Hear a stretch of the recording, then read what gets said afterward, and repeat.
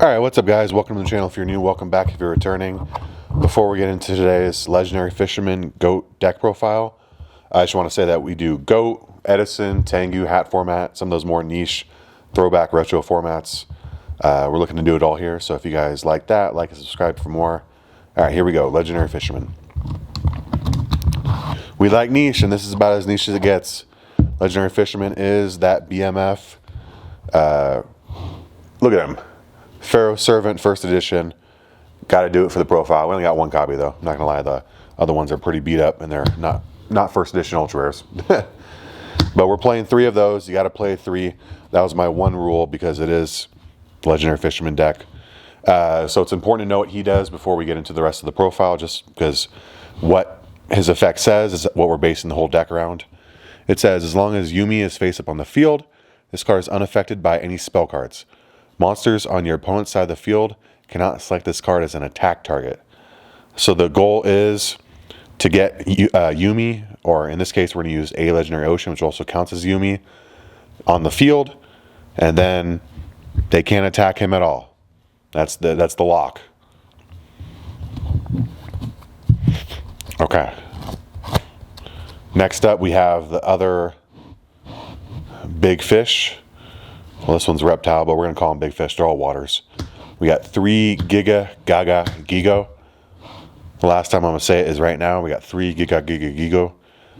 He is 2450 attack. Kind of weird, but he is level 5, just like the Legendary Fisherman. For the next level 5 big fish, we have 3 Tororking Salmon, 2400 attack. So Giga, I already said I wasn't going to say it. Whatever this guy's name is, he's the biggest one. Salmon's only shy by 50 as being the second biggest. And then we're playing one more small fish. We're playing a Orca Mega Fortress of Darkness. His effect doesn't matter at all because we don't ever go into it. He's just a 2100 beater, level 5. And then we're playing 1 Levia Dragon Daedalus. We're playing 3 Fenrir, 2 Abyss Soldier, 1 Tribe Infecting Virus, and 1 Sinister Serpent. And that's it for the monsters. I wanted to get those out quickly because I do want to, before I get rid of the monsters, I want to showcase a Legendary Ocean. And I want to read the card to you guys so you understand why I'm playing the cards I'm playing. It says, this card's name is treated as Yumi. Downgrade all water monsters in both players' hands and on the field by 1 level. So, and then it also says increase the attack and defense of all water monsters by 200 points. So if it's downgrading their level by 1 in your hand, that's why you need the level 5s, because 1 less than 5 is level 4. So as long as a Legendary Ocean is on the field, Orcus guy, and then these 9 on the top are all going to be level 4. So they're essentially just beater normal summons. Really big, and then they're also going to have 200 more attack and defense, which means they're really big once they hit the field. Daedalus will go from level 7 to level 6, which means he requires 1 tribute rather than 2, which is still a plus. And he's your board wipe. He says you could send 1 Yumi you control to the graveyard to destroy all other cards on the field. Really good, really powerful. But that's it for that, and then I'll talk about these guys real quick. We're playing 3 Fenrir. Fenrir is going to be our lock to go along with the Legendary Fisherman. We have multiple ways of locking them. Hit him basically with Tornado Wall, which is a trap we're going to get to later on. Basically means that we'll never be attacked and never take damage. And then Fenrir is going to skip draw phases. He says, this card can only be special summoned by removing from play 2 water monsters in your graveyard. When this card destroys an opponent's monster as a result of battle, your opponent skips his or her next draw phase. Kind of crazy, right? Well, he is kind of weak though, 1400 attack, 1600 with the field spell. That's nothing to write home about.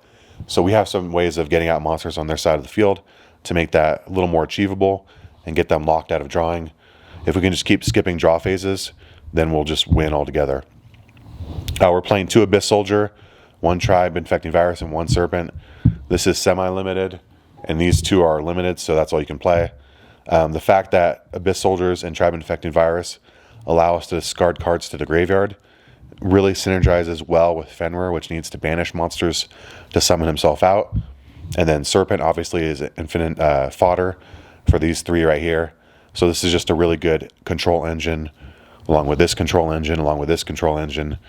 It's a control deck for sure, water control basically. And then you got these big beaters Now let's get into spells and traps so you can see how everything else comes together.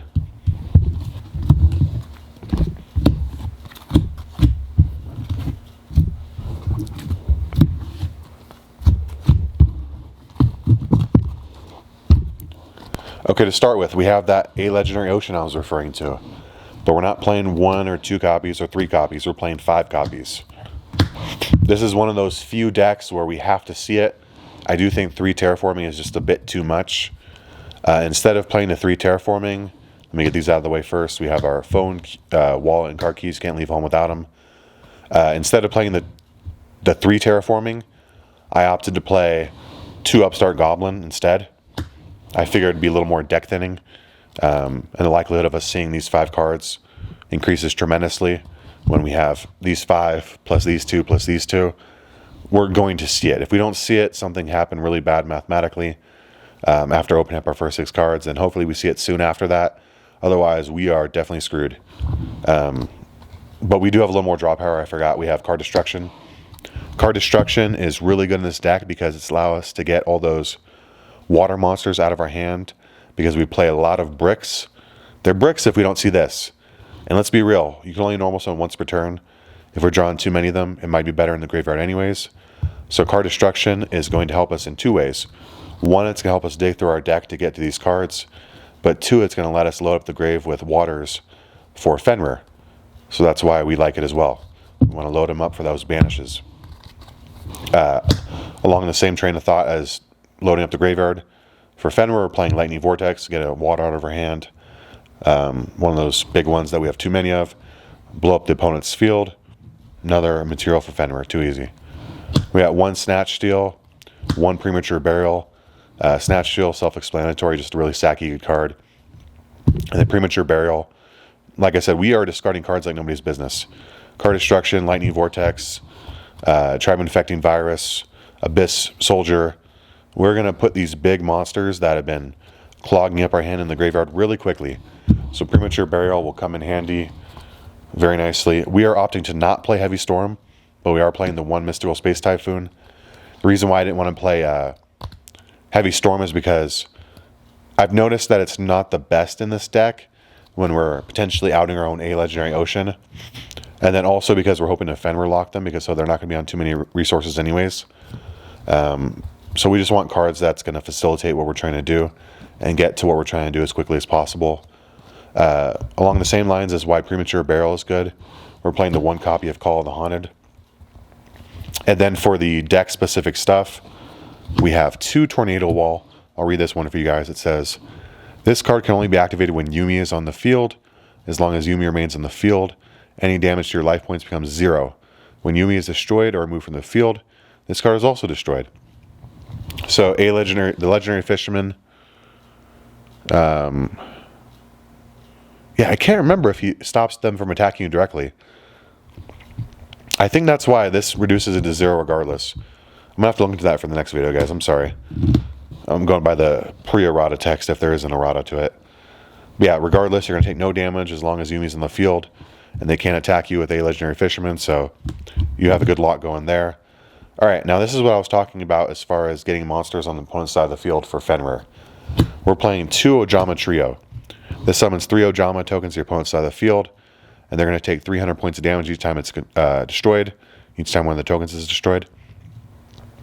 So you have 3 turns where you can attack with Fenrir and just put them on no draws. Just slowly eliminate their stuff, beat over their stuff, destroy their back row.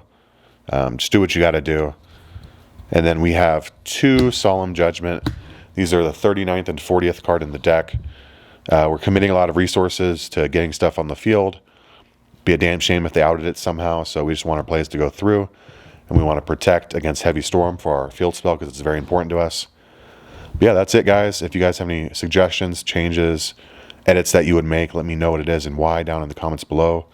I always ask for the why because I'm probably going to ask it later if you don't tell me. So yeah, I appreciate you guys. We'll see you in the next one. Peace out.